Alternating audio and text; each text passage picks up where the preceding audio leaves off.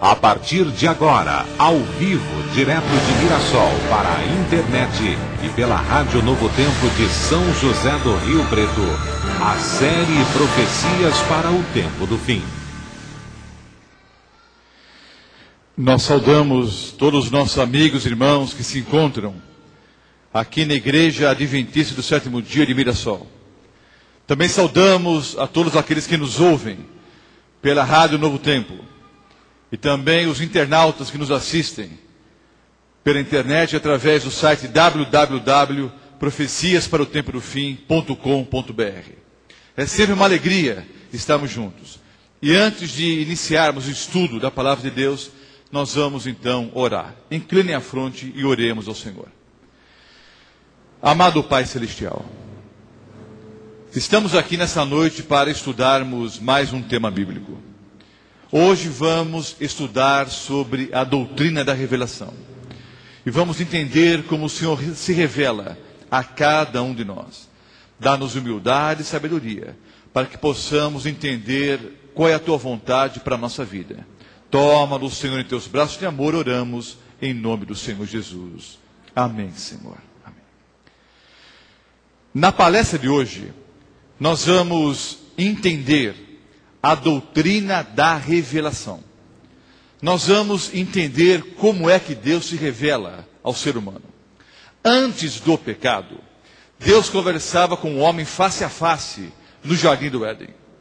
Mas o pecado faz separação entre Deus e o homem. Então Deus tomou uma decisão. Ele decidiu revelar-se. E hoje nós vamos entender quais são as formas que Deus escolheu para se revelar a nós, seres humanos. A igreja, quando eu digo igreja, não é a igreja adventista, é a igreja cristã. A igreja cristã, ao longo da história, enfrentou algumas crises. Mas há 3 crises principais dentro da história do cristianismo. 3 crises que, de alguma forma, em algum momento, abalaram os alicerces da igreja.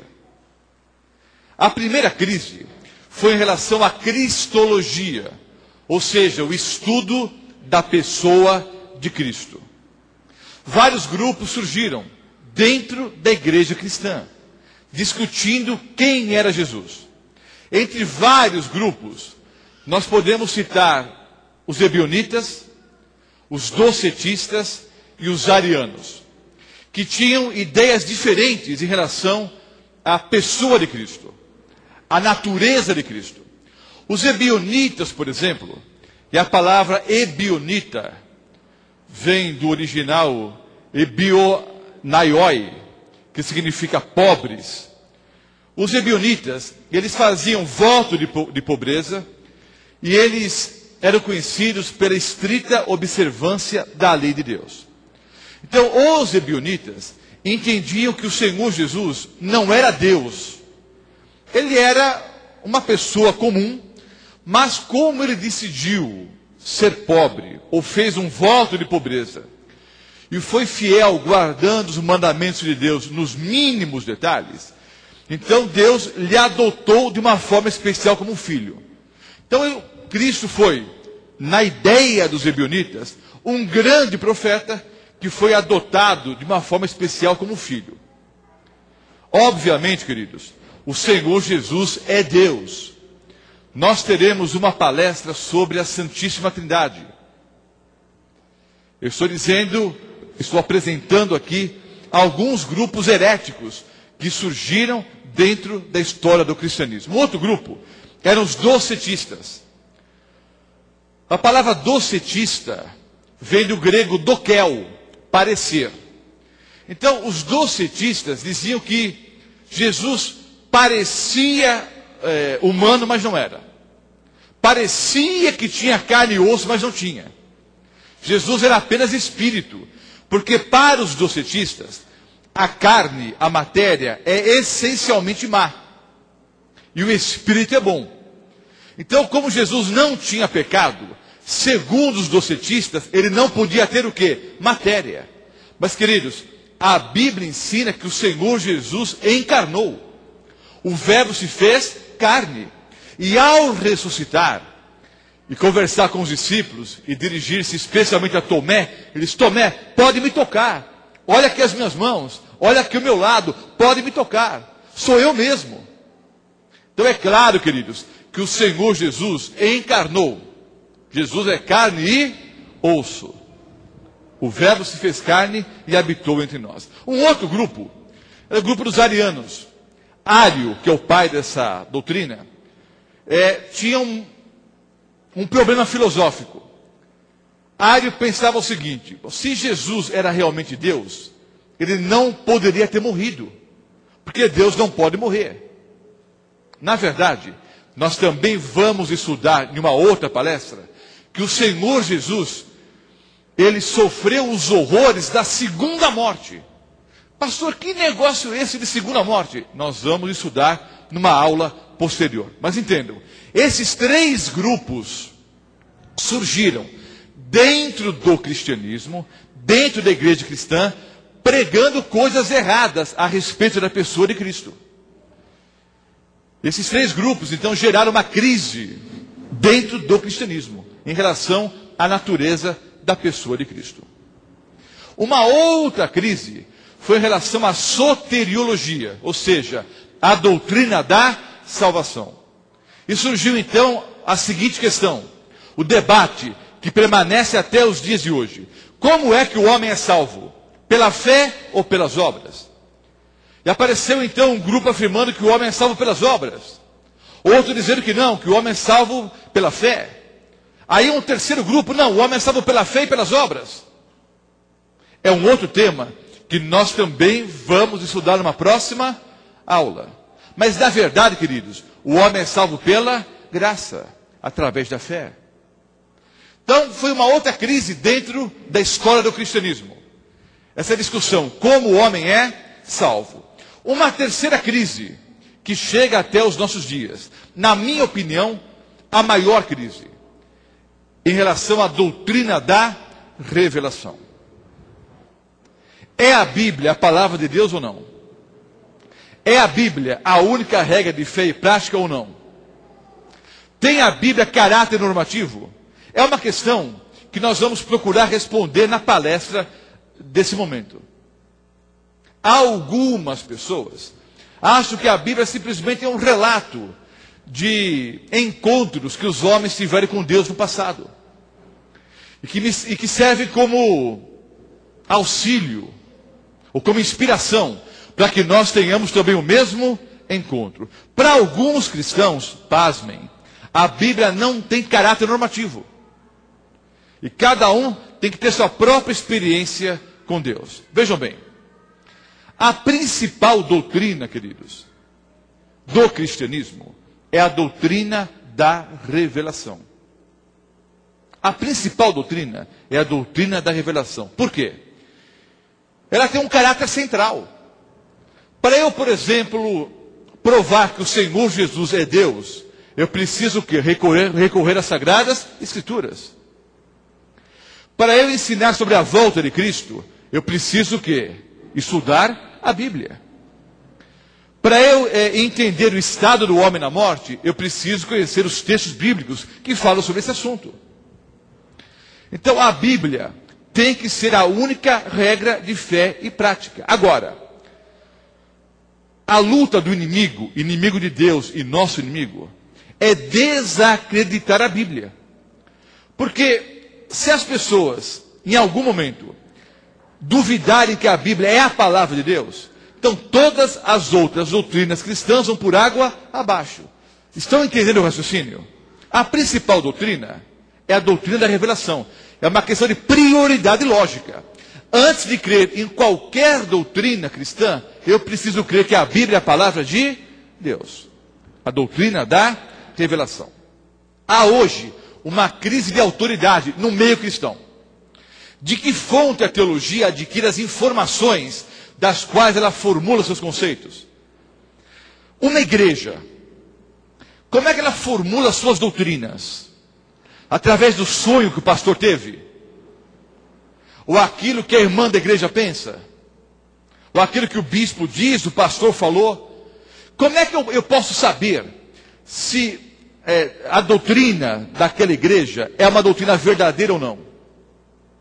Como é que eu posso saber se é da parte de Deus ou não? Eu preciso testar, eu preciso conferir. É uma questão óbvia. Se eu quero estudar sobre matemática, eu vou procurar livros que falam sobre matemática. Se eu quero aprender biologia, vou procurar livros que falam sobre biologia. Se eu quero aprender história do Brasil, vou procurar livros que tratam sobre a história do país. Agora, se eu quero aprender a respeito de doutrina cristã, eu preciso estudar a Bíblia. E através da Bíblia, eu vou testar, por exemplo, se as doutrinas que a Igreja Adventista do Sétimo Dia ensina são verdadeiras ou não. Como é que eu sei se a doutrina daquela igreja A, B ou C é verdadeira ou não? Preciso testar. Onde testar as teorias? Na Bíblia. Onde encontrar o critério para autenticar o conteúdo da teologia? Vou falar um pouquinho sobre a revelação proposicional e a teologia do encontro. Não se preocupe com os termos. Parecem complicados, mas eu vou explicar agora. O que é a revelação proposicional? Explico. O cristianismo afirmou tradicionalmente que Deus, na revelação, comunicou ao profeta informações. Então, tradicionalmente, o cristianismo ensinou, que o Senhor Deus, ao se revelar, comunicou informações para o profeta. Conteúdo. Pastor, mas isso me parece óbvio. É óbvio para você e para mim, mas para muitas pessoas não. Há uma outra teologia, chamada teologia do encontro. E essa teologia do encontro está na moda, especialmente nas novas igrejas cristãs. É uma teologia que está permeando o mundo cristão hoje. Embora as pessoas, a maioria delas, nem saibam do que se trata a teologia do encontro, nem sabem o que é teologia do encontro, na prática elas vivem assim.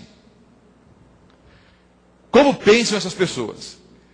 Que a revelação é subjetiva.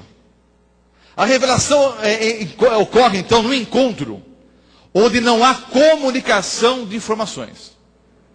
Deus não revela doutrinas. A Bíblia é, então, apenas um relato de encontros ou experiências que os profetas tiveram com Deus. A Bíblia, então, é apenas uma coleção de testemunhos de fé. Portanto, não tem caráter normativo. Preste bem atenção. Os adventistas do sétimo dia e os cristãos tradicionais, nós entendemos que quando Deus se revela, Ele apresenta informações. Ele comunica informações. Há conteúdo na revelação divina. Na teologia do encontro, e nós não concordamos com a teologia do encontro, a teologia do encontro ensina que quando Deus se revela, Ele não se comunica. Ele simplesmente aparece. Aí o profeta tem um encontro sobrenatural, meio esotérico assim, e depois profundamente emocionado, ele vai contar qual foi a sua experiência ao se encontrar com Deus. Vejam como é que isso funciona na prática. Você, por exemplo, vai dar estudos bíblicos. Você vai apresentar o assim diz o Senhor. Você abre, por exemplo, a Bíblia e mostra centenas de versículos bíblicos que falam, por exemplo, sobre a lei de Deus. Só que a pessoa para quem você está ministrando estudos bíblicos, essa pessoa, ela raciocina de acordo com a teologia do encontro. Aí ela diz o seguinte, mas espera um pouco, essa foi a experiência que Moisés teve. Eu vou contar qual foi a minha experiência. Não, essa foi a experiência de Davi, de Paulo, de Pedro. Eu vou contar qual foi a minha experiência. E vocês que frequentam outras denominações cristãs, devem ter percebido que em muitas igrejas hoje, o mais importante é o testemunho do irmão, do que o testemunho da palavra de Deus. É mais importante hoje, para algumas igrejas, o testemunho que a pessoa conta, do que o assim diz o Senhor. A experiência pessoal passou a ser mais valorizada do que a palavra de Deus. Não pode ser assim. Como é que eu vou saber se a experiência que o irmão está contando está de acordo com a Bíblia?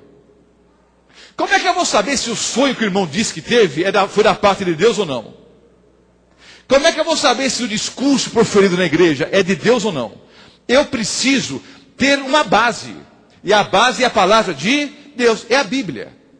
Há um princípio da reforma protestante, princípio esse esquecido por muitos evangélicos, é verdade. É o princípio da sola escritura, ou só a Bíblia. Somente a Bíblia tem caráter normativo. Só a Bíblia é a regra de fé e prática para o cristão.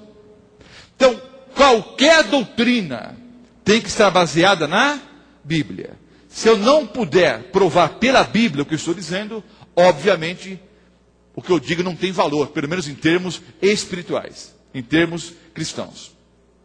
Há na Bíblia uma aparente contradição. Eu vou ler 4 versículos bíblicos. Jó 11, versículo 7, Isaías 55, os versículos 8 e 9, primeira carta do apóstolo Paulo aos Coríntios 2, o versículo 11, e Romanos 11, o versículo 33. Vejam só. Jó 11, o versículo 7. Porventura alcançarás os caminhos de Deus? Ou chegarás à perfeição do Todo-Poderoso? Essa é uma pergunta. Qual é a resposta para essa pergunta, queridos? Alcançarás os caminhos de Deus? Sim ou não? É claro que não. Nós vamos chegar à perfeição de Deus? Não. A resposta para essa questão é não. O Senhor Deus diz: porque os meus pensamentos não são os vossos pensamentos, nem os vossos caminhos os meus caminhos, diz o Senhor.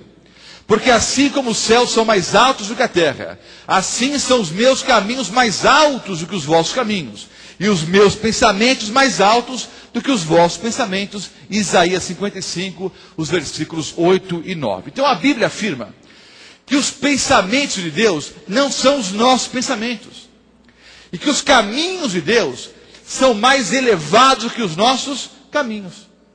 Então a Bíblia apresenta versículos que dizem que Deus não pode ser o quê? Conhecido. Primeira carta do apóstolo Paulo aos Coríntios 2, o versículo 11. Porque qual dos homens sabe as coisas do homem, senão o espírito do homem que nele está? Assim também ninguém sabe as coisas de Deus, senão o espírito de Deus. Romanos 11, 33. Ó profundidade das riquezas, tanto da sabedoria como da ciência de Deus. Quão insondáveis são os seus juízos, e quão inescrutáveis os seus caminhos. Então vejam, nós acabamos de ler 4 textos bíblicos que dizem claramente, explicitamente, que Deus não pode ser conhecido. Deus é insondável. Deus é incognoscível. Ou seja, ele não pode ser conhecido. Mas notem, eu disse que há na Bíblia uma aparente contradição. Por quê? Vou ler agora 2 versículos bíblicos que dizem justamente o contrário. Vejam só. Oséias 6, o versículo 3, e João 17, o versículo 3. Oséias 6, 3 diz: conheçamos e prossigamos em conhecer o Senhor. E João 17, 3 diz: e a vida eterna é esta, que te conheçam a ti só, por único Deus verdadeiro, e a Jesus Cristo a quem enviaste. Espera um pouco, irmãos. Eu li 4 textos bíblicos, e há outros, que dizem que Deus não pode ser conhecido. Agora eu leio 2 versículos bíblicos que dizem justamente o contrário. Que Deus pode ser conhecido. Mais do que isso, a Bíblia afirma que a vida eterna depende de conhecermos ou não a Deus. A vida eterna é esta: que conheçamos a Ti, só a Ti, por único Deus verdadeiro, e a Jesus Cristo a quem enviaste. Agora notem, eu disse que há uma aparente contradição. Uma aparente contradição. A Bíblia não se contradiz. E na aula de ontem, na nossa primeira aula, nós, quando apresentamos aqui 5 princípios para estudarmos a Bíblia, nós ensinamos que o melhor intérprete da Bíblia, qual é mesmo, queridos? É a própria Bíblia. Quem explica melhor a Bíblia é a própria Bíblia. Então vamos deixar que a Bíblia resolva essa aparente contradição. Esse paradoxo, essa aparente contradição é resolvido pela revelação. João 1, o versículo 14 e João 1, o versículo 18. Então, o primeiro capítulo do Evangelho segundo João, os versículos 14 e 18. O Verbo se fez carne e habitou entre nós. E vimos a sua glória, como a glória do Pai, do unigênito do Pai, cheio de graça e de verdade. E o versículo 18. Deus nunca foi visto por alguém. O Filho unigênito que está no seio do Pai, esse o fez conhecer. Então entenda uma coisa, amados amigos e irmãos. Deus não pode ser conhecido. Ele se revela. Entenderam? Deus, ele não pode ser conhecido. Mas ele decidiu se auto-revelar. A palavra teologia, que significa o estudo de Deus, a própria palavra teologia traz em si mesma um erro teológico. Porque não existe teologia, não existe estudo de Deus. O que existe, queridos, é estudo da revelação de Deus. Esse Deus, que não pode ser conhecido, porque os seus pensamentos são muito mais elevados do que os nossos pensamentos. Os seus caminhos muito mais altos do que os nossos caminhos. Esse Deus, que não pode ser conhecido, por amor, ele decidiu se revelar. A palavra revelar vem do latim revelo, tirar o véu ou mover o véu. O que significa isso? É como se Deus estivesse atrás de uma pesada cortina. Então imaginem, Deus atrás de uma grande e pesada cortina. E o homem não tinha acesso a Deus. Então Deus se revelou. Ele abriu as cortinas. Ele abriu o véu. Revelação. Tirar o véu. Abrir as cortinas. E Deus se revelou, queridos, de algumas formas. Martim Lutero disse que o homem usa máscaras para se esconder. E Deus, por outro lado, usou máscaras para se revelar. Para se fazer o quê? Conhecer. Há duas revelações, queridos. A revelação geral e a revelação especial. Na revelação geral, Deus se apresentou de duas formas diferentes. Através da natureza e através da razão ou consciência humana. Você pode ler o Salmo 19, os versículos 1 a 6. Vou ler aqui apenas o versículo 1. Os céus proclamam a glória de Deus, e o firmamento anuncia as obras das suas mãos. Então vejam, Deus se revelou através da natureza. Embora vivamos hoje num mundo corrompido pelo pecado, e o homem destruiu grande parte da natureza criada por Deus, mesmo no mundo corrompido pelo pecado, destruído pelas mãos do homem, nós podemos ainda, ao olhar para a natureza, divisar as mãos de um Deus criador. Nós podemos, ao olhar para os astros, para as flores, para os animais, para os peixes, ao olharmos para o próprio homem, que é a obra-prima da criação de Deus, ao olharmos para as obras das mãos de Deus, ao olharmos para a natureza, nós podemos entender que há um ser inteligente, que é o autor de todas essas coisas. Então Deus se revelou e se revela através da natureza. Deus também se revela através da consciência humana, através da razão humana. Romanos 2, o versículo 15. Esses mostram a norma da lei gravada no seu coração, testemunhando-lhes também a consciência e os seus pensamentos, mutuamente acusando-se ou defendendo-se. Vejam bem, queridos, não é preciso ser cristão, não é preciso ler a Bíblia para saber que matar é errado, para saber que roubar é errado, para saber que mentir é errado. Por quê? Deus se revela através da nossa consciência, da nossa razão. Então há a revelação geral, através da natureza e da razão humana.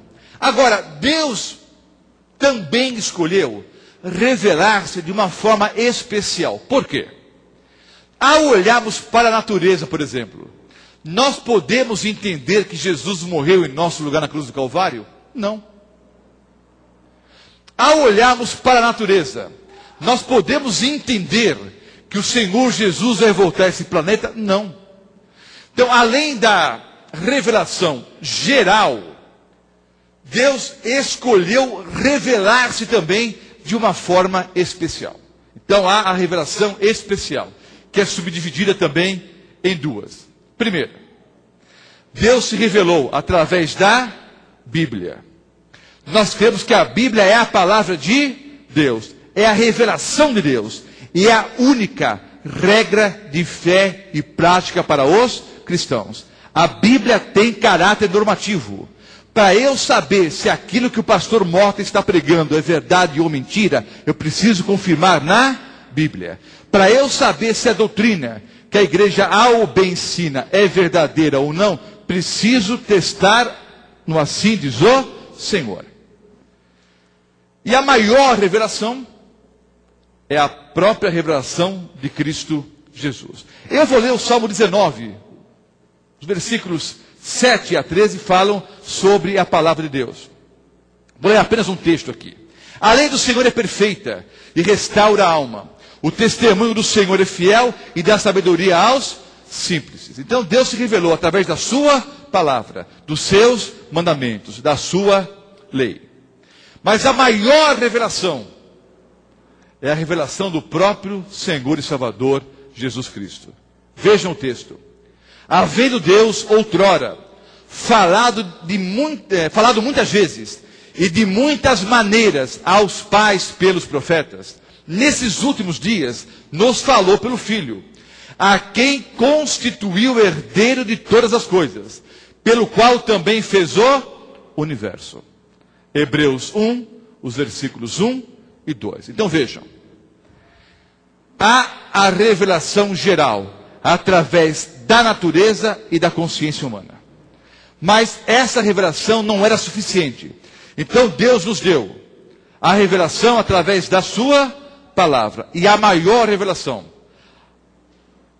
O Verbo se fez carne. O Senhor Jesus veio a esse mundo para mostrar o caráter, a natureza do Pai, o caráter de Deus. Vamos conversar um pouquinho sobre a revelação bíblica. Vejam bem.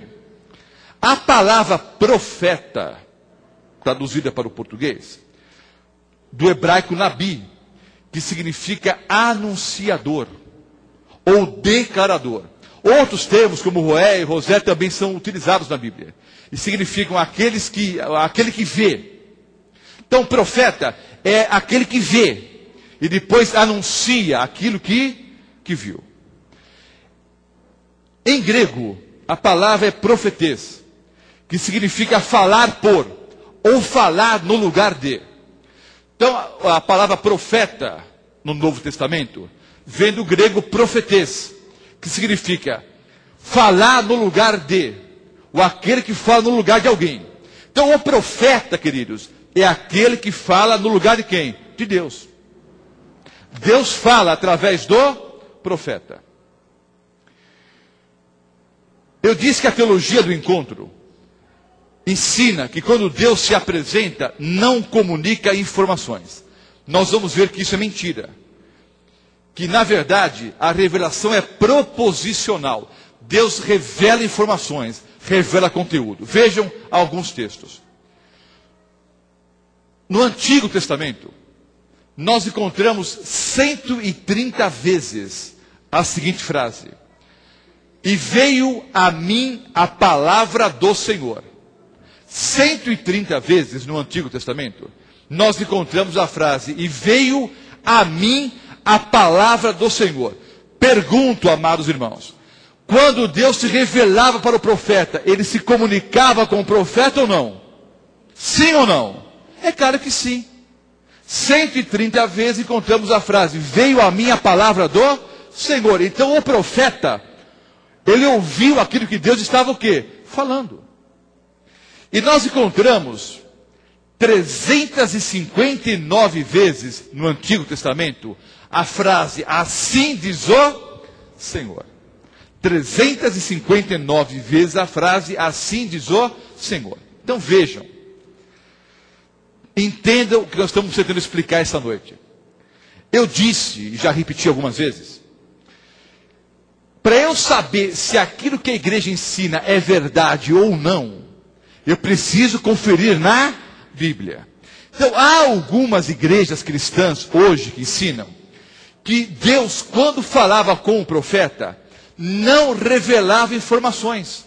Simplesmente aparecia, o profeta tinha um encontro meio sobrenatural, esotérico ali, e saía então contando aquilo que ele achava que tinha visto ou ouvido. Isso não é verdade.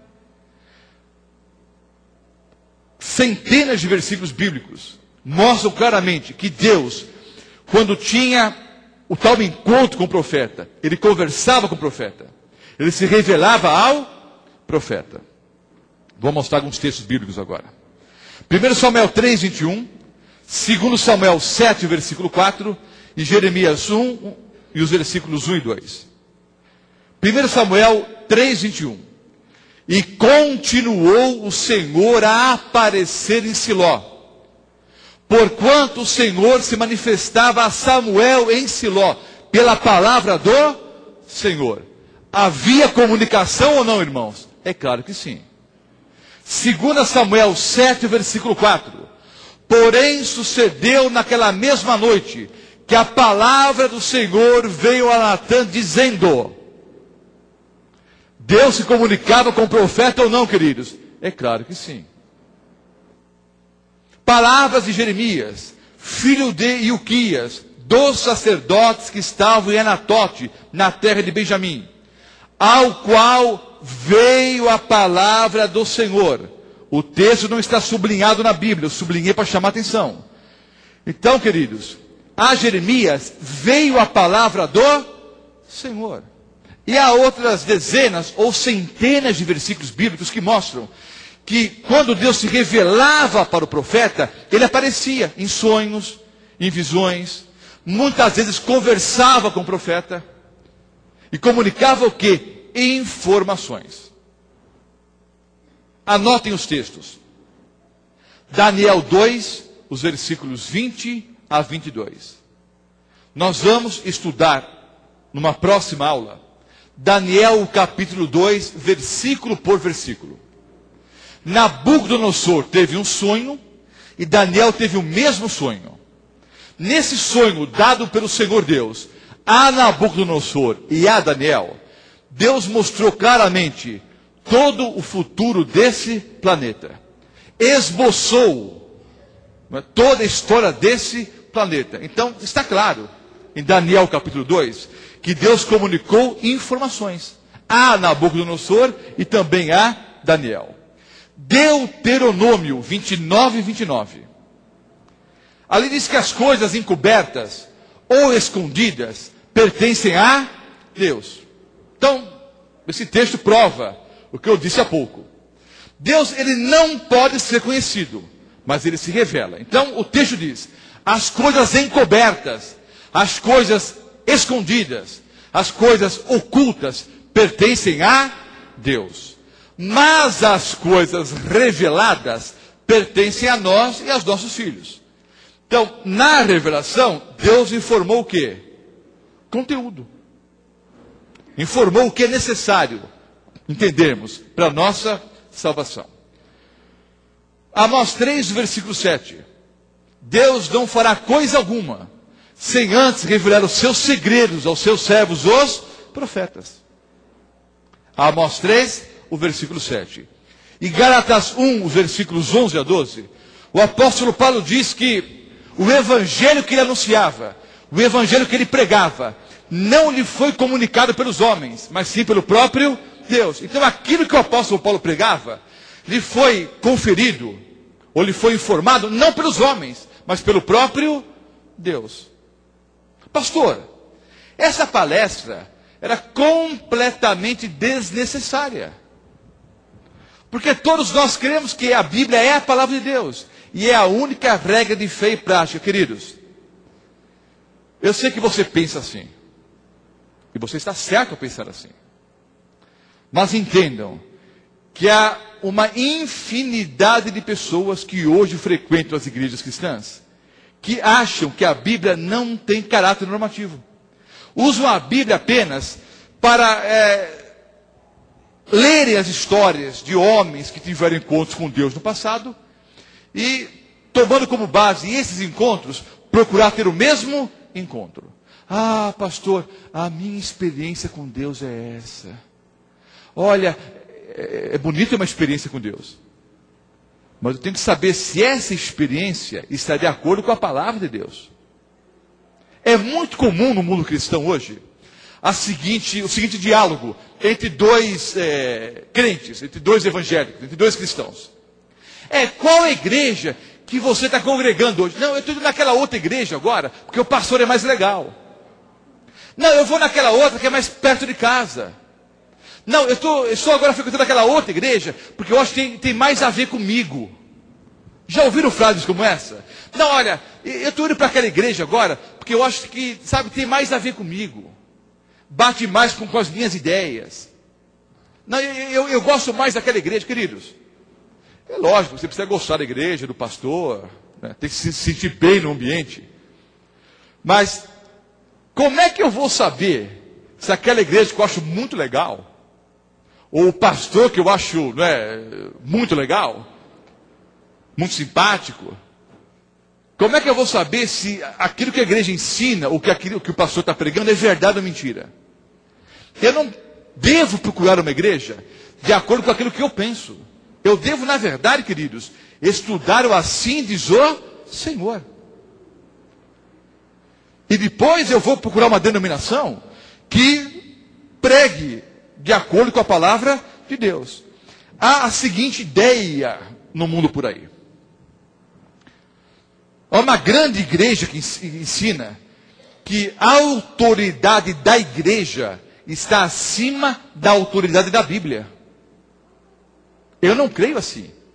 Eu creio que o que dá autoridade para o pastor e para a igreja é a Bíblia. Mas há igrejas que colocam a autoridade da igreja acima da autoridade da Bíblia.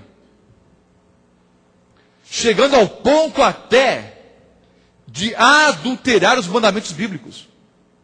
E é um tema que nós vamos estudar aqui. O Senhor Deus previu que haveria uma grande apostasia em relação à sua palavra. Que muitas pessoas se desviariam do assim diz o Senhor. Então, como entendem os adventistas do sétimo dia? A Bíblia é a única regra de fé e prática. E a autoridade da igreja está submissa à autoridade da Bíblia. João 5,39 é o último texto da aula de hoje. Neste versículo bíblico, o Senhor Jesus não está mandando ler a Bíblia. O verbo não está no imperativo, examinai as Escrituras. Se você ler depois o contexto do capítulo 5, você vai entender que havia uma discussão ali entre os judeus e Jesus. E a uma certa altura o Senhor Jesus disse: examinai as Escrituras, porque julgais ter nelas a vida eterna, e são elas que testificam de mim. Em outras palavras, o Senhor Jesus estava criticando os seus opositores. Dizer: olha, vocês estudam tanto a Bíblia e não descobriram ainda que é a meu respeito que ela fala. Vocês estudam a Bíblia procurando encontrar nela o que é a vida eterna. Mas entenda uma coisa, é a meu respeito que ela fala. Então, no contexto original, há aqui uma advertência, uma crítica do Senhor Jesus aos seus opositores. Mas como é que nós podemos entender para nós o texto aqui hoje? Ora, os judeus estudavam as Sagradas Escrituras procurando encontrar a vida eterna. Estavam certos nisso. Só erraram quando não enxergaram que Jesus é a própria vida eterna. Não entenderam que Jesus é o Messias. Agora, nós cristãos, ao estudarmos a palavra de Deus, quando estudamos a Bíblia, o fazemos para encontrar o que? A vida eterna. Porque a Bíblia testifica da salvação em Cristo Jesus. Apenas por curiosidade, nós vamos voltar a esse tema. Ah, pastor, mas tem tantas coisas no futuro. É verdade. Por isso que você não deveria perder nenhuma aula. Nós vamos, numa aula futura, estudar um pouco sobre a nova aliança. O Antigo Testamento, o Novo Testamento, que diferença há entre o Antigo e o Novo Testamento? Se a lei foi abolida ou não. Mas é interessante que o texto de João 5,39 é citado em todas as igrejas evangélicas. Sim ou não? Sim. Examinais as Escrituras. Só que quando Jesus disse isso, que porção da Bíblia existia? Só o Antigo Testamento. Não existia o Novo Testamento ainda. Então seria uma incoerência um pastor evangélico citar o texto de João 5,39, incentivando os irmãos a estudarem a Bíblia, e ao mesmo tempo dizer que o Antigo Testamento foi abolido. Porque João 5,39, no contexto original, referia-se ao quê? Ao Antigo Testamento, porque o Novo não existia. É lógico que hoje eu entendo que eu devo estudar a Bíblia como um todo, o Antigo e o Novo Testamento. Mas é claro que o Antigo permanece em vigor. Mas nós vamos estudar isso numa próxima aula. Qual foi o objetivo da aula de hoje? Mostrar que a Bíblia é a revelação de Deus. Que Deus, ao se revelar para o profeta, e a palavra revelação significa o quê? Tirar o véu, mover o véu. A revelação é sempre teocêntrica. O centro é Deus. Deus se revela ao profeta. Depois, Deus inspira o profeta. A palavra inspiração significa o Espírito em. Então Deus revela a sua vontade, comunicou informações, conteúdo, princípios, leis, mandamentos, profecias. Revelou sua vontade aos profetas. E depois inspirou os profetas, capacitando os profetas a transmitir de forma confiável aquilo que lhe foi revelado. Então Deus está por trás do processo. Ele revela, depois capacita o profeta a escrever e falar de acordo com aquilo que foi revelado. E Deus ilumina todos os crentes. Todos nós precisamos de iluminação para entendermos o quê? A revelação de Deus.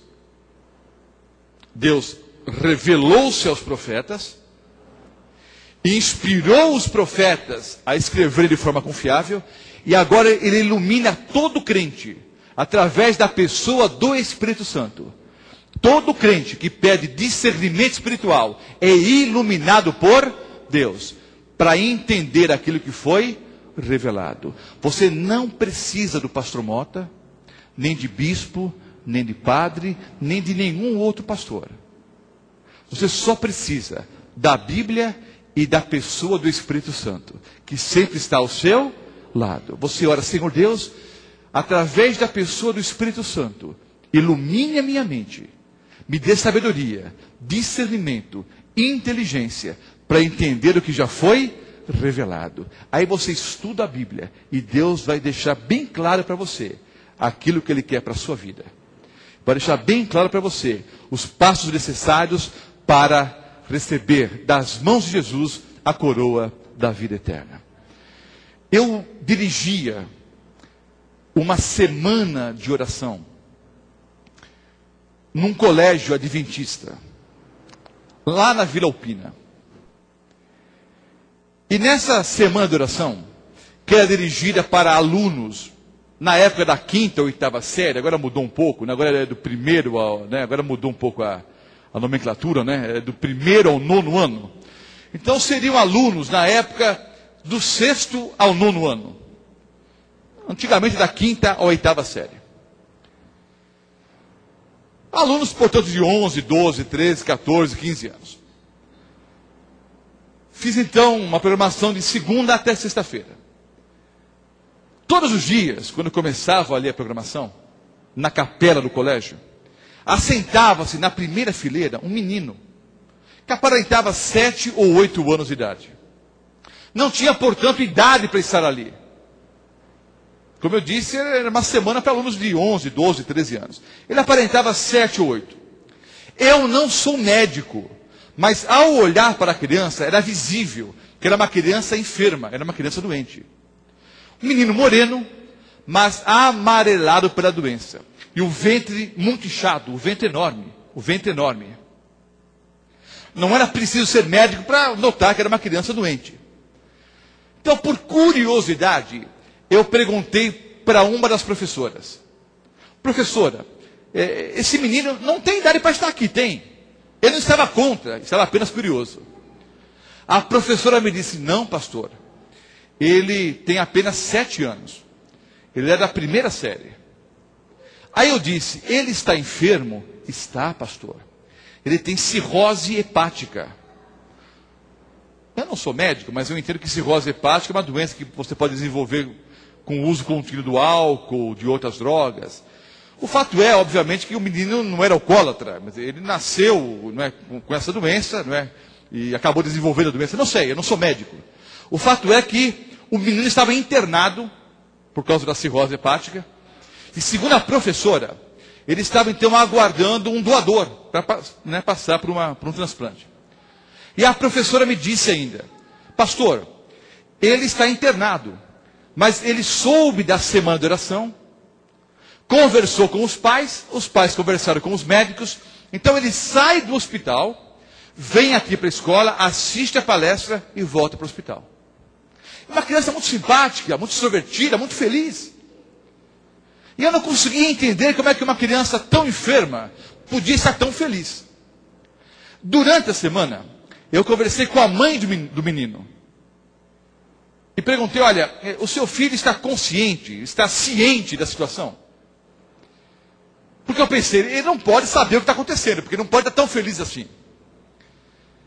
A mãe me disse: pastor, já conversamos com ele, os médicos já conversaram com ele, ele sabe que se não passar por um transplante nos próximos dias, ou nas próximas semanas no máximo, ele vai morrer. O pastor já conversou com ele, ele está bem consciente, pastor. Aí eu pedi permissão para a mamãe, e na sexta-feira, quando terminamos a programação, eu me despedi dos alunos e conversei um pouquinho com aquele menino. Me despedi de todos os alunos, eles saíram da capela, aí eu me assentei no primeiro banco, na primeira fileira, com aquele menino. Enrolei um pouquinho, falei sobre futebol e outras coisas, sabe? E rodeei um pouquinho, enrolei, até chegar no ponto que eu queria. A uma certa altura, eu olhei para o menino e disse: filho, você sabe que está doente? Eu sei, pastor, eu vou morrer. Mas com um sorriso bem largo. Aí eu tentei me colocar no lugar do menino. Tem um negócio por aí chamado empatia, que significa sentir com, ou sentir no lugar da outra pessoa. Esse negócio de empatia só funciona na teoria. É impossível você saber o que a outra pessoa está enfrentando, está sentindo. Sabe essa frase? Aí eu sei o que você está passando, não sabe nada. Eu sei o que você está sentindo, não sabe nada. Mas como cristãos, nós tentamos, né, exercitar essa empatia. Tentamos nos colocar no lugar da outra pessoa. Eu tentei fazer isso. Já foi alguns anos atrás. Eu era mais jovem, obviamente. Mas eu pensei o seguinte: olha, se eu soubesse que estava com uma doença terrível como essa, se eu soubesse que ia provavelmente morrer em pouco tempo, eu com certeza ia brigar com Deus. Por que comigo, Senhor? Não é o que fazemos sempre? Por que comigo, Senhor? Tem tanta gente pior do que eu por aí. Por que comigo? Provavelmente iria brigar com Deus e talvez estivesse com medo. Provavelmente com muito medo. O menininho não, 7 anos tranquilo. Olhei para ele e disse, mas filho, você não tem medo de morrer? Não está preocupado com a morte? Ele sorriu e disse, pastor, Jesus morreu por mim na cruz do Calvário. E eu aceitei a Jesus como meu Salvador e Senhor. Eu estou tranquilo, pastor. Eu posso morrer. Eu estou salvo mesmo. Em outras palavras, aquele menino disse, para mim, o viver é Cristo e o morrer é lucro. Eu posso morrer, eu estou salvo mesmo. Quantos de nós que estamos aqui essa noite? Quantas pessoas que nos ouvem pela Rádio Novo Tempo nesse momento? Quantos que nos assistem pela internet? Quantos que vão assistir depois o DVD que vai ser produzido com esses sermões? Quantos de vocês, quantos de nós que aqui estamos, passamos a noite em claro, rolando de um lado para o outro? Parece que o travesseiro é um travesseiro de pedras, não é? Rolamos de um lado para o outro, fruto dos problemas, das dificuldades, frutos do pecado, fruto do nosso passado que tentamos esquecer e não conseguimos. Quantos de nós sofremos de insônia, estresse, depressão? Esse menininho aos 7 anos estava tranquilo, em paz. Eu posso morrer, eu estou salvo mesmo. Queridos, é a fé da pessoa que abraçou a Jesus como Salvador e Senhor. O viver é Cristo e o morrer é lucro. Eu contei essa mesma história algumas vezes. Contei essa história, esse testemunho, em setembro de 2008. Numa programação que nós transmitimos ao vivo, lá de um grande auditório em Bauru. E o menino, que hoje é um homem, é um adulto, assistiu a programação e passou um e-mail para nós. E ele relatou que ele passou pela cirurgia. Ele passou pelo transplante. E Deus operou mais um milagre na vida dele. Além de salvo para a vida eterna, ele tem hoje uma vida melhor. Porque cristianismo é uma vida melhor hoje, mas acima de tudo, a vida eterna. A Bíblia, queridos, é a revelação de Deus para cada um de nós. E ao estudarmos a Bíblia, além de uma vida melhor hoje, nós vamos encontrar o caminho que leva em direção à vida eterna. Eu vou orar agora, para que você e eu sintamos essa mesma paz. A mesma paz que aquele menininho sentia. A paz de ter abraçado a Jesus como Salvador e Senhor. E ter a certeza absoluta que o viver é Cristo e o morrer é lucro. Você quer orar comigo? Quer sentir essa paz? Quer aceitar a palavra de Deus como uma revelação de Deus para nós? E quer, ao estudar a Bíblia, ter um encontro pessoal com Cristo? Quer abraçar a Jesus como Salvador e Senhor? Se essa é a sua vontade, se esse é o seu desejo, coloque-se em pé nesse momento e nós vamos orar. Vocês que nos ouvem pela Novo Tempo, e os que nos assistem, se quiserem tomar a mesma decisão, que o façam agora. A decisão de aceitar a Bíblia como a única regra de fé e prática e abraçar a Jesus como Salvador e Senhor. Vamos orar. Eterno Pai Celestial, na aula de hoje, nós entendemos que Deus se revela através da natureza, através da consciência humana. Mas o Senhor Deus se revela de uma forma muito especial, através das Sagradas Escrituras e através da pessoa de Cristo Jesus. Nós tomamos a decisão nesse momento de estudarmos as Sagradas Escrituras, de aceitarmos a Bíblia como a nossa única regra de fé e prática, o nosso único guia em relação a coisas espirituais, para que possamos entender qual é a vontade do Senhor para cada um de nós. Também nesse momento, abraçamos a Jesus como Salvador e Senhor, porque queremos ter paz, tranquilidade, queremos colocar a cabeça no travesseiro e logo pegar no sono, na certeza absoluta de que o viver é Cristo, e que qualquer coisa que nós possamos enfrentar no futuro. Qualquer coisa, por mais terrível que seja, até a morte, será lucro, porque nós já temos a vida eterna, porque abraçamos a Jesus como Salvador e Senhor. Perdoe, Senhor, os nossos pecados. Abençoe a cada um de nós. Abençoe a cada lar aqui representado.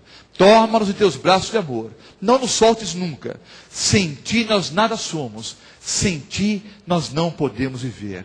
Nós oramos no nome sagrado do nosso Senhor e Salvador, Jesus Cristo. Amém, Senhor Deus. Amém. Deus abençoe a todos e até amanhã nesse mesmo horário. Este programa foi transmitido ao vivo, direto da Igreja Adventista do Sétimo Dia em Mirassol.